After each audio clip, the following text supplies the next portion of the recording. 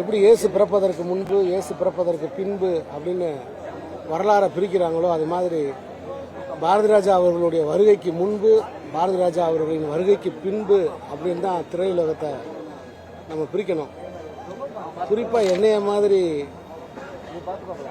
படைப்பாளிகளை, அதாவது இளைஞர்களை, நான் இளைஞனாக இருக்கும் பொழுது நான் சினிமாவுக்கு வருவதற்கு முதல் அந்த ஈர்ப்பு அப்படிங்கிறது அவர் தான். அவர் கொடுத்த தன்னம்பிக்கை தான். அவர் படங்கள் வழியாக காட்டின ஒரு உலகம்தான், அந்த கிராமம்தான், அந்த வாழ்க்கை தான் எங்களை எல்லாத்தையும் என்ன நான் மட்டும் இல்லை, நிறைய இளைஞர்கள் சினிமாவுக்கு குறிப்பாக தென் மாவட்டங்கள்லேருந்து மதுரையிலேருந்து கிளம்பி வர்றதுக்கு ஒரு முக்கியமான காரணம், ஒரு மைய புள்ளி அப்படின்னா அது அவர் தான். நான் அவர்கிட்டே சொல்லியிருக்கேன், சார் நீங்கள் சிவபெருமான்னா நான் 64வது நாயன்மார் சார் அப்படின்னு சொல்லியிருக்கேன்.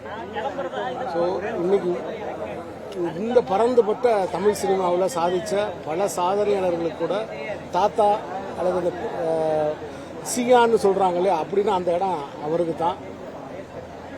அவருடைய இழப்பு அப்படிங்கிறது ஈடு செய்ய முடியாத இழப்பு.